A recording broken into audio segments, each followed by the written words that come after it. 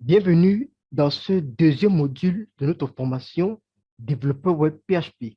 Alors, dans ce module 2, nous allons aussi faire une introduction ici au développement web.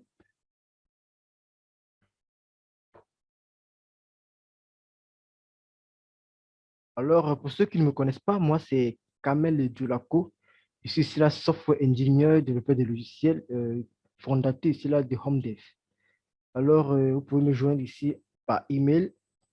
Bien, vous pouvez ici là me contacter via les réseaux sociaux avec mon handle Kamel Djoulako. Alors, comme j'ai dit tantôt, nous sommes ici rendus à notre module 2 de notre formation de développeur web PHP, intitulé ici Introduction au développement web. Alors, qu'est-ce que nous allons faire ici dans ce nouveau module? Alors, je vais tout de suite là vous présenter le plan. Alors, en un, nous allons se faire une vue d'ensemble sur Internet et le web. Ensuite, nous allons aussi parler des différents langages du web. Et en troisième position, nous allons parler ici des métiers du web. Alors, nous allons commencer par le premier, Internet et le web. Nous allons faire ici là une vue d'ensemble. Alors, pour commencer, il faut d'abord définir ce qu'est le web. Puisqu'on veut cela faire une formation qui est consacrée ici au développement web, il faut définir ce qu'est le web. Alors, si on veut définir le web, c'est un terme ici là, comme vous pouvez le voir, communément ici employé pour parler du World Wide Web ou alors du 3W, qui est ici là traduit en français par la toile d'araignée mondiale. Et de manière formelle, on peut définir encore le web ici comme étant un ensemble d'informations ici qui est constitué par des milliards de documents reliés les uns aux autres ici par des liens hypertextes. C'est-à-dire quoi? Sur le web, on a un ensemble ici de documents, ça peut être des fichiers. Et pour quitter d'un fichier à un autre, on peut quitter des fichiers à un autre en utilisant ce qu'on appelle les liens hypertextes. Alors, on verra plus cette notion de lien hypertexte quand nous serons ici dans un autre module. Alors, il faut noter ici là que l'organisme ici qui est en charge de l'évolution ici là du web, c'est le web, le 3W, le W3C, World Wide Web Consortium. Alors, Internet et le web. Alors, Internet ici, s'il faut le définir, c'est un réseau qui permet ici là de communiquer entre les ordinateurs. Et sur un réseau, lorsqu'on parle de la communication entre ordinateurs, on ne parle pas seulement d'ordinateur peut-être portable ou bien d'ordinateur desktop, on parle ça de tout appareil. Ça peut être un téléphone, ça peut être ici, en fait, tout appareil qui peut se connecter à Internet et pour échanger, c'est un peu ça. Alors, sur le réseau Internet, on trouve plusieurs services, notamment ici là, le web, qui est, qu'on utilise en utilisant par exemple ici là nos navigateurs qui sont Internet Explorer, Google Chrome. Nous avons les emails, nous avons le FTP pour ici là échanger les fichiers. Alors, il faut noter c'est que le principal service ici là qui est offert par Internet le plus utilisé, c'est ici là le web. Alors, tout cela, nous allons parler maintenant des langages du web. Puisqu'on veut faire de la programmation web, on peut faire du développement web, on ne saurait faire cela sans parler des langages du web. Alors, ce qu'il faut noter, c'est quoi? C'est que les langages vont nous permettre là d'écrire des codes qui sont ici interprétés pour qu'on ait ici un résultat. Donc, lorsqu'on va vouloir présenter quelque chose, on va utiliser ce qu'on appelle ici un langage. C'est un peu comme pour la communication. On utilise un langage pour communiquer. Et même chose, les ordinateurs utilisent là des langages de programmation pour interpréter ce que l'homme veut. Par exemple, parce que l'ordinateur ne comprend pas le français, il ne comprend pas l'anglais, il comprend que les codes. Alors, pour comprendre ces codes-là, on a créé des langages qu'on va utiliser pour pouvoir essayer de transcrire ce que l'on comprend pour- euh, avec l'ordinateur, quoi. Alors, comme petit rappel, euh, on a deux types d'ordinateurs qui sont connectés au web. Premièrement, nous avons ça, les clients d'un côté et de l'autre côté, nous avons les serveurs. Alors, comme client, le client, c'est quoi? C'est vous, c'est moi, votre ordinateur. Alors, c'est le client. Lorsqu'on partons consulter des sites web, par exemple, lorsque vous vous connectez avec votre smartphone, vous tapez là l'application, l'adresse du site Facebook ou bien l'adresse du site Yahoo. On dit là que vous êtes un client. Vous consultez un site web en tant que client. Alors, de l'autre côté, nous avons des serveurs. Alors, ce sont des ordinateurs spéciaux, souvent ici là très puissants même, qui envoient ici là les sites web aux clients. Alors, les serveurs possèdent les sites web et les distribuent ici à ceux qui veulent les visiter. Nous avons là un ordinateur central qui lui contient plusieurs sites web qu'on a hébergés et les clients ont demandé ces sites web-là. Le serveur va les renvoyer les sites web en question. C'est un peu ça, le petit rappel qu'il voulait faire. Alors, les principaux langages, nous allons parler du premier type de langage que nous devons utiliser lorsqu'on veut faire du web. Il s'agit ici là de langage client, qu'on les appelle communément encore le langage côté front-end. Et parmi ces langages-là, nous avons ici là le HTML, le CSS, le JavaScript. Alors, ces trois langages feront partie de trois modules que nous allons voir tout au long de cette formation. Alors, ce que vous devez savoir, c'est que les langages, on écrit des codes qui seront ici traduits grâce à notre langage pour pouvoir faire comprendre l'ordinateur. Alors, par exemple, si on dit pour accéder au site web, on a besoin cela des navigateurs. Et il existe notamment le navigateur Chrome, Mozilla, comme j'ai dit tantôt. Alors, le rôle des navigateurs ici est de traduire les langages ici, par exemple, HTML, CSS et JavaScript sous la forme de site web utilisable ici par tout le monde. Ça veut dire quoi?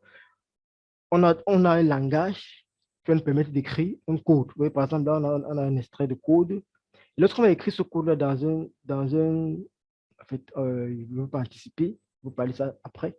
En fait, lorsqu'on écrit notre code, on va faire ce qu'on appelle la traduction par l'ordinateur. L'ordinateur va traduire cela, ce code-là, afin de nous afficher, par exemple, un résultat. Vous voyez là, par exemple, on a le symbole d'une image, on a un test, là, il y en a un bouton. Donc, quand on a écrit un code à utiliser un langage, et il a traduit ce code-là, et on peut obtenir ici là un visuel, quoi. Et le processus de traduction, si, le plus souvent, on appelle ça l'interprétation, puisqu'ici, on a fait ici au langage front-end ou encore le langage côté client, qui sont HTML, ou encore le langage côté client, qui sont ici HTML, CSS et JavaScript.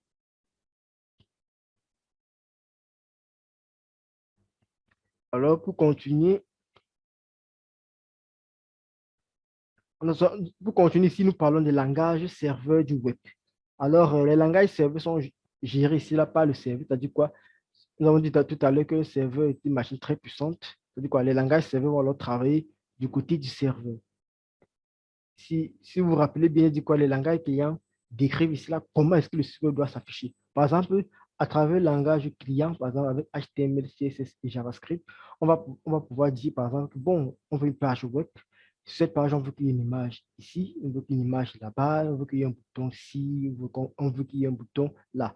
Ça, c'est ce qui va nous permettre de faire un langage client. Alors, le langage serveur, lui, va permettre de faire quoi? De programmer cela, de tester des tests, de faire des conditions. Du quoi? On va par exemple permettre à un utilisateur de pouvoir se connecter sur notre site web. Alors, pour pouvoir le faire, il va falloir qu'on prenne ces informations et on teste. Est-ce que l'adresse email qu'il a entrée est correcte? Est-ce que c'est le mot de passe qu'il a entré est correct? C'est ça qui va permettre un langage serveur. Et parmi les langages serveurs, on distingue par exemple la PHP, qui est le langage que nous allons voir dans un autre module de cette formation. On va aussi le langage Java, qui est aussi très utilisé dans le secteur bancaire ou dans les grandes entreprises. On va dans le Python, on va aussi dans le C Sharp. Et à côté de ces langages, côté serveur, nous avons aussi là les frameworks, qui sont des boîtes à outils qui facilitent l'usage des langages serveurs. Donc, les frameworks vont nous permettre d'écrire nos codes plus facilement parce qu'ils vont venir ici avec des outils déjà prêts à l'emploi. Maintenant, nous allons parler ici là, de la communication entre un serveur et un client, puisqu'on ne peut pas parler de site web sans savoir comment est-ce que les deux communiquent. Parce qu'on a dit qu'il y a deux ordinateurs sur le web, le client et le serveur. Le client, lui, il permet d'afficher, le serveur lui permet de stocker, de nous envoyer les informations et de traiter. Alors, ce que vous devez noter ce schéma, c'est quoi? Bon, je vais faire une annotation. Ici, nous avons le visiteur. Lui, il veut visiter un site web avec son navigateur. Le navigateur doit être ce qu'on appelle le client. Alors, ce qui se passe, c'est quoi? Le client, lui, il va demander au serveur une page. Par exemple, il va accéder ici à la page de Google pour faire une recherche sur Internet. Il va saisir dans son navigateur qui est son client. Il va saisir là www.google.com. On dit là qu'il a fait une demande, on dit qu'il fait une demande de la page de Google, la page d'accueil de Google, par exemple. Ce que le serveur fait, le serveur va recevoir sa requête. Nous avons un client qui a dit qu'il veut la page de Google.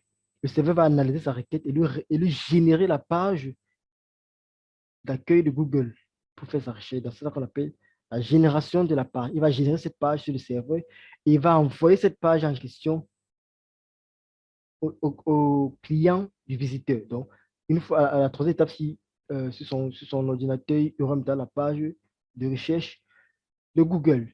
Ça, c'est un peu comment est-ce que un client communique avec un serveur. Donc, c'est la même chose. Par exemple, si on prend le cas, par exemple, du langage du PHP, comme nous allons utiliser, là, par exemple, on aura, par exemple, un serveur ici équipé de langage PHP.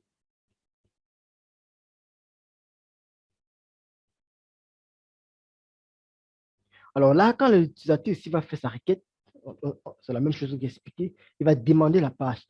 Or, étant donné que nous sommes ici en face d'un serveur PHP, lui va essayer de générer, après tous les tests, après tout, lorsqu'il reçoit la requête très bien, il va essayer de générer une page. Lors de la génération ici, ce sera alors une page HTML et une page CSS qui va envoyer ici. Et le navigateur du client, de le visiteur qui est son client, va donc interpréter ce code HTML, CSS et l'afficher le résultat sur son écran. Et on aura fini.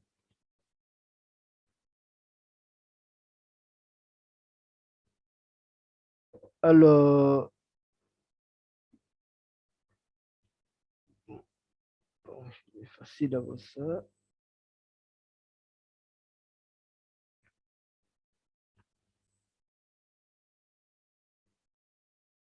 Alors, à côté ici, là, du langage client, à côté ici, là, du serveur, on associe ici la base de données. Alors, à quoi va servir la base de données? Alors, les sites web ont besoin d'enregistrer ici là, des informations, comme par exemple, c'est la liste de leurs utilisateurs, pour pouvoir permettre aux utilisateurs, par exemple, après de se connecter, d'interagir avec peut-être le site web ou l'application web. Par exemple, pour enregistrer des messages qui ont été ici là, envoyés entre les différents utilisateurs, par exemple, dans le cas par exemple, de WhatsApp, vous voyez, lorsque vous écrivez des messages, après, vous venez, vous voyez encore vos mêmes messages, parce qu'on a enregistré ces messages dans une base de données. Alors, la base de données va permettre donc de sauvegarder les informations pertinentes de notre application. Et donc, raison pour laquelle nous disons ici que la base de données intervient au niveau ici là du stockage de données.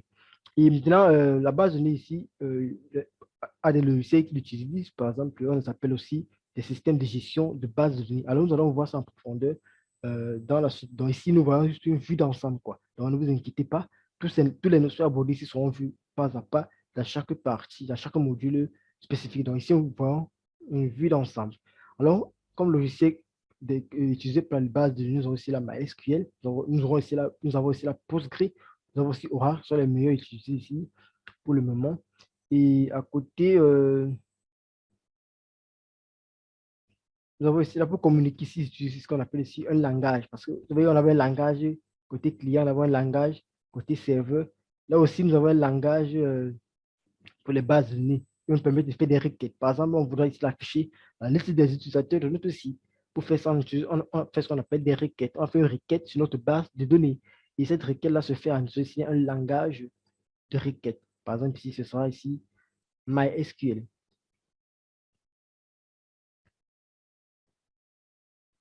Bon, là, ici, on va voir comment est-ce que ici, le client, la base de données et le serveur interagissent.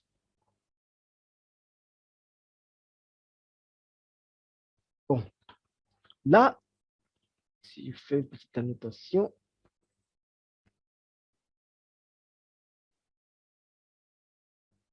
là, nous avons ici notre visiteur. Il a sa machine qui est le client, son navigateur qui est le client qui est installé sur son laptop. Ce qu'il fait, c'est qu'il fait une requête que je veux la page, par exemple. Il veut me connecter à Facebook, par exemple. Il lance facebook.com/login.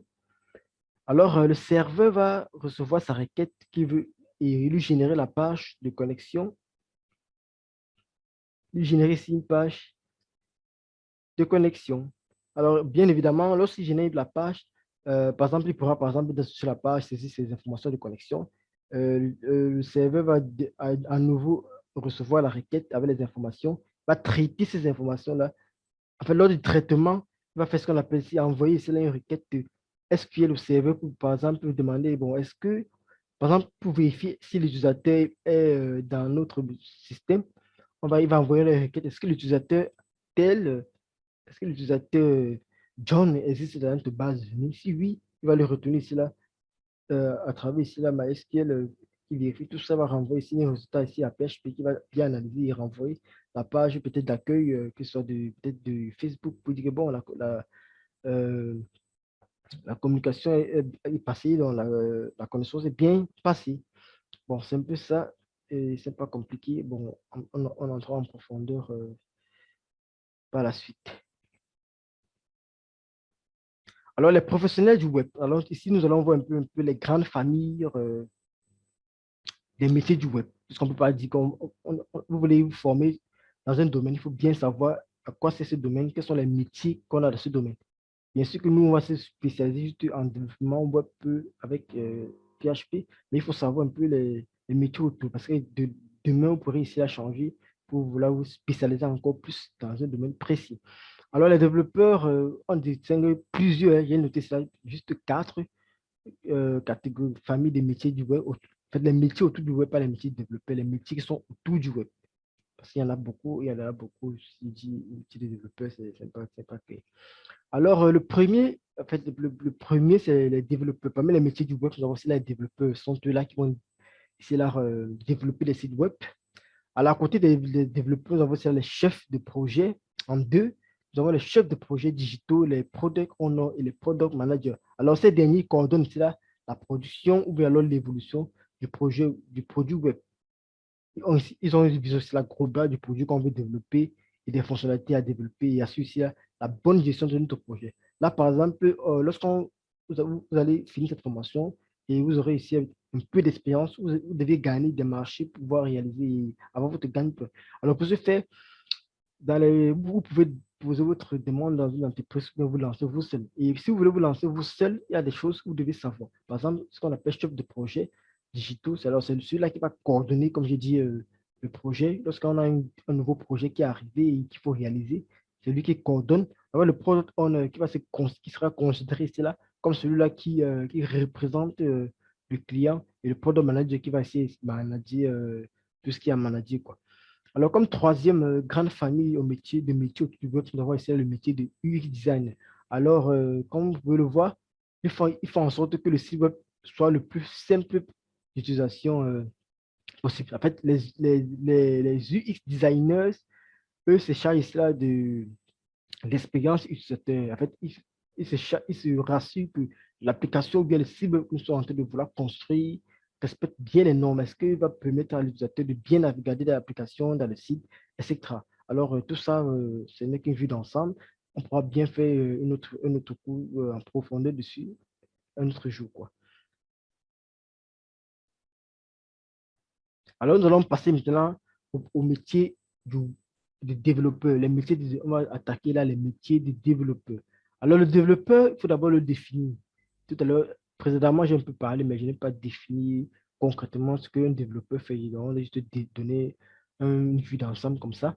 Alors, le développeur est une personne qui conçoit, il teste, il documente, il maintient des applications, des sites web, des sites internet ou encore des sites web ou alors encore des logiciels.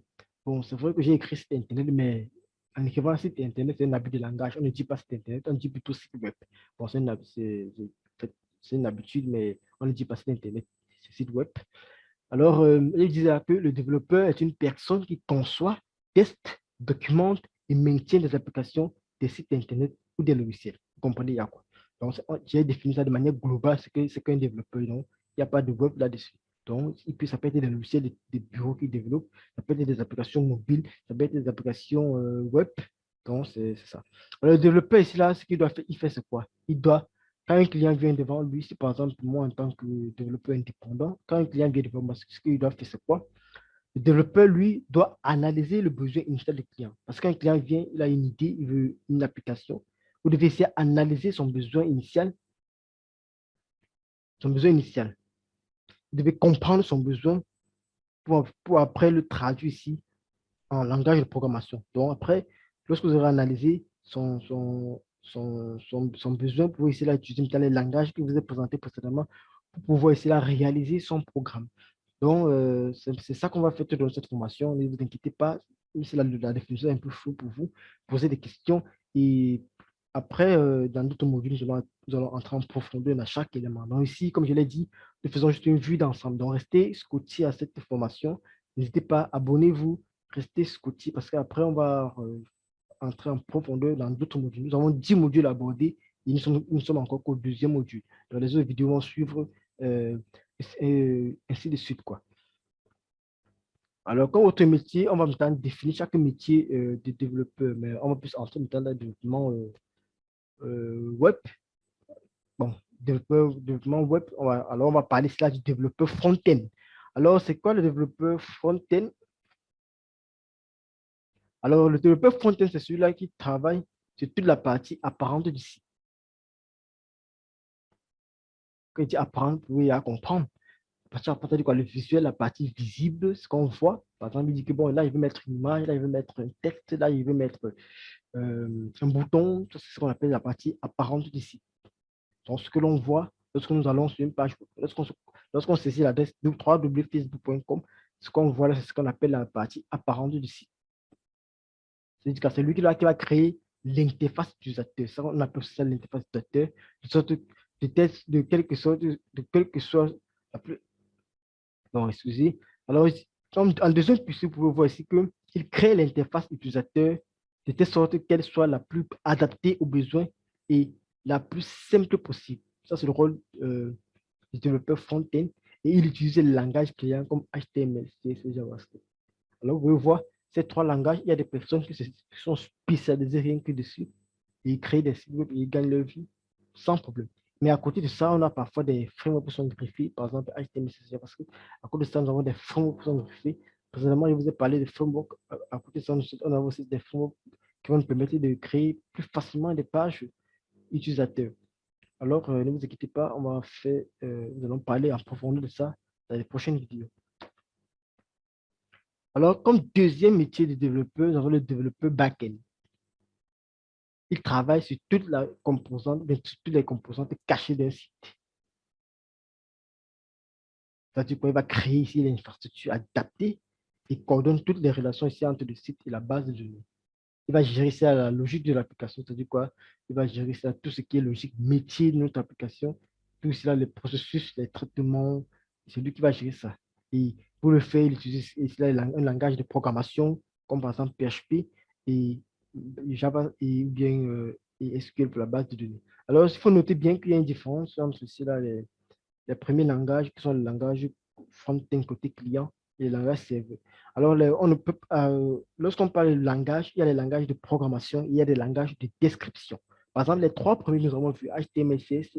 Bon, les deux d'abord, HTML, CSS, les deux HTML et CSS sont des langages de description. Comme on a dit, ils vont juste décrire les contenus. Alors que JavaScript, lui, c'est un langage de programmation, mais il reste là, toujours côté client. Alors, côté serveur, on a aussi des langages de programmation qui sont par exemple PHP, et Python, Java. C'est un peu ça. Alors, en dernière partie, nous allons voir développeur mobile. Bon, j'ai juste mis ça pour attirer un peu votre attention parce qu'après avoir développé des applications web, vous pouvez essayer de vous lancer aussi dans le développement mobile et ça, c'est l'information qu'on va faire ici en Dev. Alors, le développeur mobile fait quoi? Il va développer des applications Android ou bien iOS. Ça va dépendre de lui. En utilisant les technologies existantes, que ce soit des langages comme le Java ou bien comme Kotlin, ou bien comme Swift, ou bien en utilisant aussi là, des frameworks aussi, comme par exemple Flutter ou alors, bon, React Native. Alors, le développeur mobile, lui, travaille sur toutes les étapes de la conception depuis un cahier de charges Parce que c'est la correction des bugs. C'est-à-dire quoi, le client va venir, il va recueillir ses besoins. Bon, c'est le cas où c'est un développeur qui est indépendant. Parce que dans les entreprises, parfois, il y a déjà une équipe de développeurs. Lui, il est juste là, on lui donne un cahier de charge technique. Ou bien parfois, il participe ici à la conception de ce cahier de charge-là. Et c'est ce qui fait qu'après, il est assez prêt pour développer, puisqu'il va donner son point de vue là, de la conception du cahier de charge. Alors, c'était tout pour cette vidéo, ou bien c'était tout pour ce module numéro 2. Nous allons nous retrouver dans le module numéro 3, où nous allons aussi là entrer dans le vif du sujet. Nous allons commencer ici à programmer. Alors, n'hésitez surtout pas à vous abonner, partager cette vidéo, invitez vos amis à venir suivre cette formation car elle est gratuite, 100% gratuite. Et à partir la deuxième, du troisième module, je vais là vous présenter, ça sera le deuxième, je vais vous présenter, là, et je vais vous envoyer des TP que vous pourrez réaliser. Alors, on dit à une prochaine fois pour notre vidéo.